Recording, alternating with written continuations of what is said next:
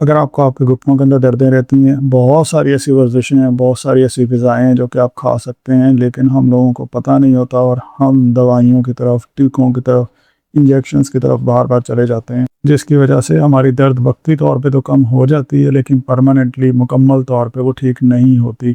और दवाइयाँ ज़्यादा खाने की वजह से, दर्द की दवाइयाँ ख़ास तौर पे ज़्यादा खाने की वजह से हमारा स्टमक या फिर हमारा यानी मैदा या फिर हमारे जो गुर्दे हैं वो ख़राब हो जाते हैं। आज इस वीडियो के अंदर मैं आपको 5 ऐसी वर्जिशें बताऊंगा जो हर बंदे को अपनी रूटीन में ऐड कर देनी चाहिए, क्योंकि जो मैंने पहली वीडियोस बनाई थी ना, मैंने बड़ी तफसील से उसके अंदर बताया कि आपको कौन सी ग़िज़ाएँ खानी चाहिए, कौन सी वर्जिशें आपको करनी चाहिए। और उसमें मैंने स्पेसिफिक किया था कि अगर घुटनों की सोजिश है तो क्या करना चाहिए, घुटनों में टक टक की आवाज़ें आ रही हैं तो क्या करना चाहिए। ये जो वीडियो है ना, ये जनरलाइज्ड है। अगर आपको घुटनों में दर्द किसी भी वजह से है तो ये 5 वर्जिशें आप आराम से कर सकते हैं और इसका आपको बहुत ज़्यादा फ़ायदा होगा, इन वर्जिशों का नुकसान नहीं होगा। जो सबसे बड़ी वजह है ना, जो हमारे घुटनों के अंदर दर्द काज़ करती है, वो होती है जब हमारे घुटनों की कार्टिलेज इस तरह की हो जाए। अब घुटनों की कार्टिलेज कार्टिलेज क्या चीज़ होती है? ये जो यहाँ पे वो लफ्ज़ लिखा हो ना, डैमेज्ड कार्टिलेज। डैमेज मतलब होना है तबाह होना या ख़राब हो जाना। कार्टिलेज का मतलब होता है ये जो घुटनों के ऊपर यहाँ पे झिल्ली सी लगी हुई होती है, इसे हम आम ज़ुबान में घुटनों की ग्रीस कह रहे होते हैं। अच्छा, ये साफ़-सुथरी और बिल्कुल प्लेन होती है, ये इस तरह की होती है। ये जो नॉर्मल कार्टिलेज होती है ना, ये ऐसी होती है। लेकिन जिनको घुटनों का आर्थराइटिस हो जाए, घुटनों के अंदर ग्रीस कम हो जाए, तो वो इस तरह से तोड़-फोड़ का शिकार हो जाती है। और ये सबसे कॉमन रीज़न है, सबसे आम वजह है जिसकी वजह से हमारे घुटनों में दर्दें आती हैं। हम आम ज़ुबान में इसको कहते हैं घुटनों की ग्रीस कम होना, और मेडिकल में इसको कहा जाता है घुटनों का आर्थराइटिस या नी आर्थराइटिस या नी ऑस्टियोआर्थराइटिस। ठीक है? अब जो चीज़ सबसे ज़्यादा इम्पॉर्टेंट है, जो समझने वाली है, वो ये है कि हमारे घुटनों में से आवाज़ क्यों आना शुरू हो जाती है। अगर इसके अंदर फ़र्ज़ करें तेड़ें आ गई हैं, इनके अंदर जब तेड़ें आ जाती हैं ना, जब इस तरह से कट्स आ जाते हैं, जब हम चलते फिरते रहते हैं, जब हम मूवमेंट करते हैं, तो हमारी ये ऊपर वाली हड्डी, नीचे वाली हड्डी, ये आपस में रगड़ते हैं, इनमें रगड़ आती है। रगड़ आने की क्या वजह होती है? क्योंकि ये नॉर्मल वाली जो हमारी कार्टिलेज है, ग्रीस है, ख़राब हो जाती है।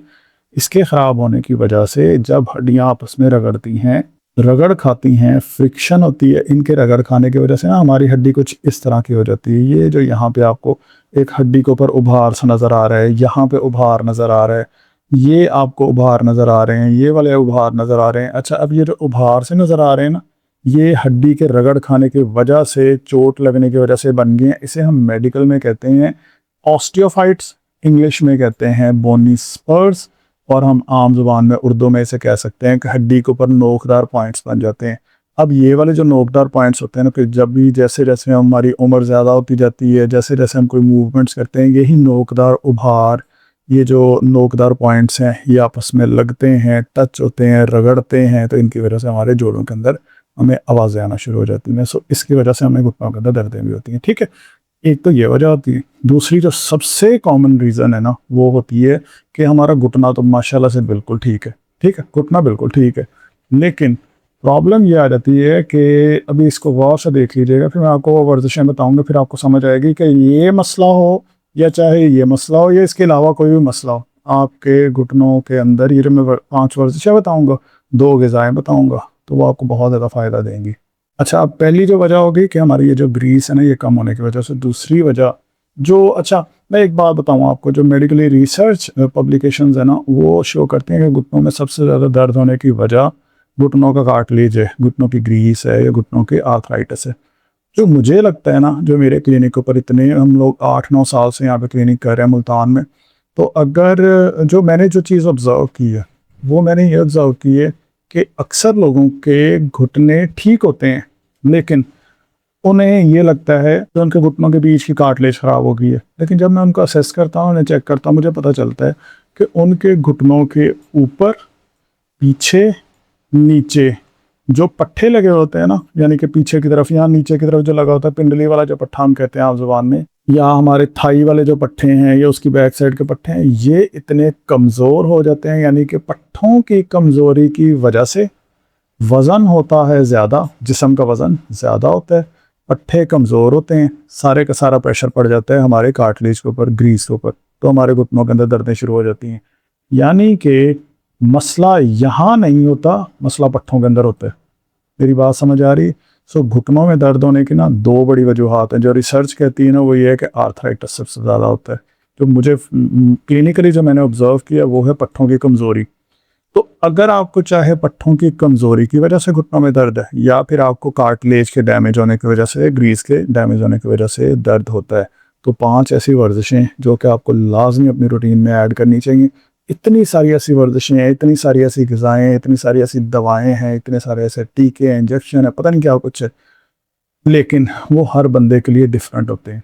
मैंने जो चुन के 5 अलग की हैं ना वर्जिशें, वो उन लोगों के लिए हैं जिनको घुटनों में दर्द किसी भी वजह से, चाहे वो किसी लिगामेंट, ये जो साइड के ऊपर रस्सी नज़र आ रही है, मैं भी आपको दिखाता हूँ, ये जो रस्सी नहीं नज़र आ रही है, इन्हें लिगामेंट कहते हैं, जो हड्डी को हड्डी से जोड़ते हैं, ये लिगामेंट्स होते हैं। और ये टेंडन्स होते हैं जो पट्ठे को हड्डी के साथ जोड़ते हैं। चाहे जिस वजह से भी आपको टेंडनाइटिस है, आपको लिगामेंट का इशू है, या आपको आर्थराइटिस का इशू है, तो आपने ये 5 वर्जिशें शुरू कर लेनी है। ठीक है, पहली वर्जिश कौन सी है? सबसे पहले इसको अच्छे से समझ लीजिएगा, बड़ी आसान आसान सी वर्जिशें हैं। जो मेरे पुराने देखने वाले हैं ना इस चैनल के ऊपर, उनको ऑलरेडी पता होगा कि ये वर्जिशें मैं पहले भी बड़ी दफ़ा बता चुका हूँ, लेकिन मैं जर्नलाइज बताई थी जिसमें 50-50, 40-40 वर्जिशें और साथ में पता नहीं कितनी डाइट्स के प्लान, वो बड़ी लंबी वीडियोज़ होती थी। तो अच्छा, अब इसमें जो जर्नलाइज्ड है, हमने पहली वर्जिश कौन सी करनी है, इसे हम कहते हैं एंकल पंपिंग एक्सरसाइज। ये हमारी पहली एक्सरसाइज है। इसमें आपने सीधे लेटना है, घुटनों के नीचे ना इस तरह की कोई बॉल रख लेनी है। घुटनों के नीचे अगर घर में बॉल ना हो तो फिर आप यहाँ पे कुछ तकिए वगैरह रख सकते हैं, और आपने अपने पाँव को ऊपर और नीचे की तरफ मूव करना है। ये वर्जिश बड़ी इंपॉर्टेंट है, ये आपकी टांगों के अंदर खून के बहाव को इम्प्रूव करती है। पाँव को ऊपर नीचे मूव करेंगे, इसे हम एंकल पंपिंग कहते हैं। एंकल पंपिंग करने से यहाँ पे खून की रवानी अच्छी हो जाती है, घुटनों के अंदर जो कार्टिलेज या ग्रीस का जो डैमेज होता है वो ठीक हो जाता है। सो एक तो आपने इस पोजीशन में आप अपने आप को लिटा के अपनी बॉडी को तकरीबन यहाँ पे ये आपने 90 डिग्री का एंगल बना लेना है। कोई तकिया रख लें, कंबल या रज़ाई वगैरह लपेट के 6 से 7 दफ़ा ये वर्जिश करें हर 2 से 3 घंटे के बाद। ये पहली वर्जिश होगी। साथ में आपने दूसरी वर्जिश करनी है। इस तरह की एक नरम सी बॉल ले लें, घुटनों के बीच में रखें, ज़ोर से अंदर की तरफ दबा के रखें, 10 से 12 सेकंड के लिए होल्ड करें, 6 से 7 दफ़ा। ये वाली वर्जिश करनी है आपने सीधे लेट के, घुटनों को मोड़ के। इसके बाद जो नेक्स्ट एक्सरसाइज है, इसी का उलट करेंगे। जो हम पहले कर रहे थे ना, बॉल को अंदर की तरफ दबा रहे थे, अब हमने इस तरह का रबड़ बैंड को लेके अपने घुटने के इर्द गिर्द बांध के अपने घुटनों को बाहर की तरफ इस तरह से ओपन करना है, खोल के रखना है। यहाँ पे 10 सेकंड का होल्ड करना है, 6 से 7 दफ़ा आपने ये वाली एक्सरसाइज करनी है। तो ये वर्जिशें जो मैं आपको बता रहा हूँ ना, ये आप एक ही रूटीन के अंदर कर सकते हैं। लाइक आपने जैसे ही एक्सरसाइज करना शुरू की तो पहले एंकल पंपिंग कर ली, फिर बॉल को प्रेस करने वाली कर ली, फिर उसके बाद ये घुटना टांगों को ओपन करने वाली कर ली। ये 3 वर्जिशें होगी, 10 सेकंड होल्ड करके 6 से 7 दफ़ा हर वर्जिश को करना है। चौथी जो हमारी एक्सरसाइज है बड़ी सिंपल सी है। जो बॉल आपने घुटनों के बीच में रखी थी, अब घुटने के नीचे रखनी है, नीचे की तरफ दबाना है, 10 सेकंड के लिए होल्ड करना है, 6 से 7 दफ़ा ये एक्सरसाइज करनी है। अब अक्सर लोगों का सवाल होता है कि हमारे पास ये बॉल ना हो तो हम क्या करें। इसमें बिल्कुल भी परेशान होने की ज़रूरत नहीं है। इसकी जगह आप किसी तकिए को भी रख सकते हैं। मेन मकसद ये होता है कि आपने घुटने को नीचे की तरफ दबाना है, 10 सेकंड के लिए होल्ड करके 6 से 7 दफ़ा ये एक्सरसाइज करनी है। एक लास्ट एक्सरसाइज है जिसे हम हैमस्ट्रिंग स्ट्रेच कहते हैं। इस पोजीशन के अंदर आपने किसी टावल, तौलिए की मदद से, रबर बैंड की मदद से, किसी कपड़े की मदद से अपनी टांग को बिल्कुल सीधा ऊपर की तरफ उठाना है। कोशिश ये करनी है, ध्यान ये रखना है कि आप जो दूसरी टांग है वो मुड़ी हुई होनी चाहिए। जब आपकी दूसरी टांग मुड़ी हुई होगी तो इस एक्सरसाइज को करना बड़ा आसान होगा। और हमारे लिए कोई ज़रूरी नहीं है कि हम पहले दिन इसको उठा के 70 डिग्री के ऊपर ले जाएं, 60 डिग्री के ऊपर ले जाएं। अगर आप इजी हैं, आप 30 डिग्री तक कर सकते हैं, 40 डिग्री तक कर सकते हैं, बट शुरू ज़रूर करें। तो सबसे पहले क्या करना है, आपने एंकल पंपिंग एक्सरसाइज करनी है, यानी कि अपने घुटनों के नीचे कोई तकिया वगैरह रख के पाँव को ऊपर नीचे की तरफ मूव करना है। दूसरी एक्सरसाइज होगी कि जिसके अंदर आपने बॉल को अंदर की तरफ दबाना है, घुटनों के बीच में रख के। तीसरे नंबर के ऊपर ये होगा कि आपने रबड़ बैंड लगाना अपने घुटनों के इर्द गिर्द और उनको खोलने की कोशिश करनी है। चौथे नंबर के ऊपर ये होगा कि आप वही बॉल जो आप घुटनों के बीच में रख रहे थे, या तकिया जो घुटनों के बीच में रख के दबा रहे थे, अपने घुटनों के नीचे रखना और नीचे की तरफ दबाना है। लास्ट के ऊपर जो इंपॉर्टेंट एक्सरसाइज है वो है कि किसी भी तौलिए की मदद से, रबड़ बैंड की मदद से अपनी टांग को सीधा ऊपर की तरफ उठाएं और 10 सेकंड के लिए रोक के रखें। ये जो लास्ट एक्सरसाइज है ना, वो आप 2 से 3 दफ़ा करने बहुत है। इसको आपने 6-7 दफ़ा, 10 दफ़ा नहीं करना। बाकी जितनी वर्जिशें हैं उनको आपने रोक रोक के 6 से 7 दफ़ा, 8 दफ़ा ये वर्जिशें दिन में 2 से 3 दफ़ा लाजमी करनी। अच्छा, अब ये चीज़ें तो होगी एक्सरसाइज में आपने क्या क्या करना। अब मैं आपको बताता हूँ कि अपने डाइट के अंदर कौन सी चीज़ें हैं जो ऐड करनी। 2 सिंपल सी चीज़ें हैं, एक तो फ्लैक्स सीड्स और एक सेसमे सीड।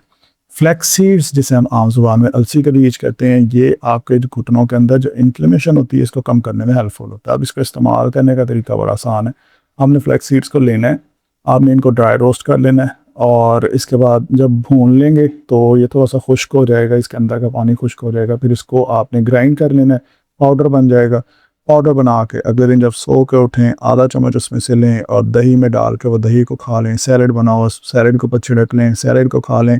कोशिश करें कि आधे चम्मच से ज़्यादा आपने एक दिन के अंदर ये नहीं खाना, और इसको डायरेक्ट नहीं खाना है, किसी और खाने के साथ मिक्स करके जैसे दही के साथ या सैलड के ऊपर छिड़क के आप खा सकते हैं। ठीक है, ये आपके जिस्म के अंदर, आपके घुटनों के अंदर जो इन्फ्लेमेशन है उसको कम करने में बहुत ज़्यादा हेल्पफुल होगा। जो इन्फ्लेमेशन होती है ना, जब हमारे घुटनों के अंदर इस तरह से नोकदार पॉइंट्स बन जाते हैं या आप उसमें रगड़ते हैं तो यहाँ पे चोट लगती है बार बार, तो हमारे घुटनों के अंदर सोजिश होती है, तो ये आपको सोजिश से प्रिवेंट करेगा, जिसकी वजह से आपकी खून का बहाव इम्प्रूव हो जाएगा घुटनों के अंदर।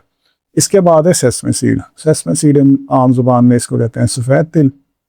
अच्छा, जो सफ़ेद तिल होते हैं ना, ये कैल्शियम से भरपूर होते हैं। आपको घुटनों का मसला है ना और आप डॉक्टर के पास जाते हैं, आपको कैल्शियम के सप्लीमेंट्स, आपको विटामिन डी के सप्लीमेंट्स ये लाजमी मिलते हैं दर्द की गोलियों के साथ साथ। तो आपने ना अपनी रूटीन के अंदर सफ़ेद तिल को ऐड करना। सफ़ेद तिल को किस तरह से ऐड करना, सिंपल तरीका है। जब घर में रोटी बन रही हुआ करे तो उसके पेड़े के साथ थोड़ा सा ऐड करके वो रोटी पका लिया करें। जिससे मोस्टली हम लोग मार्केट के अंदर जब जाके नान खरीदते हैं तो नान के ऊपर कुछ तिल लगे हुए होते हैं, तो आप इस तरह से घर में जब भी रोटी पकाया करें तो उसके साथ थोड़े से तिल वगैरह लगा लिया करें, तो आपको जिसम के अंदर कैल्शियम की कमी नहीं होगी।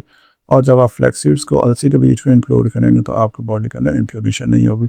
सो ये दो आपके पास डाइट के ऑप्शंस हैं जो कि हर बंदे को ऐड करने चाहिए जिनको घुटनों के मसले रहते हैं। इससे इम्प्रूवमेंट आएगी, आपके जो हड्डियां हैं, हड्डियों के अंदर कैल्शियम की कमी पूरी हो जाएगी। फ्लैक्स सीड इस्तेमाल करेंगे तो सोजिश नहीं होगी।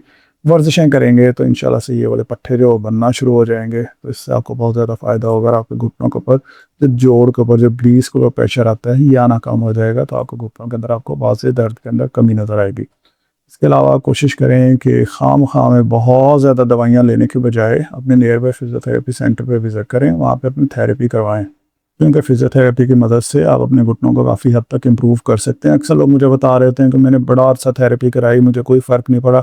अगर आपको आर्थराइटिस का मसला है और आपने थेरेपी कराई, आपको फ़र्क नहीं पड़ा, तो अपने एरिया में जो आपके थेरेपिस्ट हैं ना उनको चेंज कर लें, किसी और के पास चले जाएँ। मोस्ट ऑफ द टाइम जब आप किसी अनस्किल्ड, ऐसा बंदा जो थेरेपिस्ट है बट उसके पास हुनर नहीं है, स्किल नहीं है परफॉर्म करने की, मोबिलाइज करने की, आइसोमेट्रिक्स करने की, एक्सरसाइज करने की, तो आपको थेरेपी कराने से फ़ायदा होने की बजाय उल्टा नुकसान हो जाता है। सो जहाँ पे भी आपको थेरेपी सेंटर से अगर फ़र्क नहीं पड़ा, अपने थेरेपिस्ट को चेंज करने। बट अल्टीमेटली आर्थराइटिस का इलाज, बेहतरीन इलाज थेरेपी है, जिसमें आपका साइड इफ़ेक्ट कोई नहीं होता। लेकिन अगर आप स्टेज 4 पे पहुँच चुके हैं, अनकंट्रोल्ड है और घुटने में बहुत शदीद दर्द हैं, फिर हो सकता है कि आपको थेरेपी से भी फ़र्क ना पड़े, आपको किसी इंजेक्शन और दवाई से भी फ़र्क ना पड़े, फिर हमें टोटली रिप्लेसमेंट या घुटनों के ऑपरेशन की तरफ जाना पड़ सकता है। बट ये बहुत ही ज़्यादा डिपेंड करता है आपकी फ़िज़िकल कंडीशन के ऊपर। बाकी अगर आप मुल्तान से हैं तो आप हमारे क्लिनिक पे विज़िट कर सकते हैं। मुल्तान के अलावा किसी और शहर से हैं तो फिर व्हाट्सएप के ऊपर रब्ता करके, मैं नीचे कॉन्टैक्ट की डिटेल दे दूँगा, वहाँ पे आप रब्ता करके मेरे साथ डायरेक्टली वीडियो कंसल्टेशन कर सकते हैं। आप अपने एक्सरे रिपोर्ट सब कुछ शेयर करेंगे, मैं उसके अकॉर्डिंग आपको गाइड कर दूँगा कि आपको कौन सी वर्जिशें करनी चाहिए। अभी तो मैंने स्पेसिफिक वर्जिशें बताई हैं ना कि जनरलाइज्ड हैं कि सारे के सारे कर लें। जो स्पेसिफिक वर्जिशें हैं कि आपकी कंडीशन के अकॉर्डिंग आपको क्या करना चाहिए, और इसके अलावा आपको कौन सी डाइट लेनी चाहिए, कौन सी दवाइयाँ वगैरह लेनी चाहिए, ये सब कुछ मैं आपको ऑनलाइन जो हमारी वीडियो कंसल्टेशन होगी उसके ऊपर आपको गाइड कर दूंगा। अगर आप लोग वीडियो कंसल्टेशन पे चेकअप कराना चाहते हैं, मैं नीचे डिटेल दूंगा, उसके ऊपर क्लिक करके आप अपना चेकअप करवा सकते हैं। कोई भी सवाल है नीचे कमेंट्स में पूछें।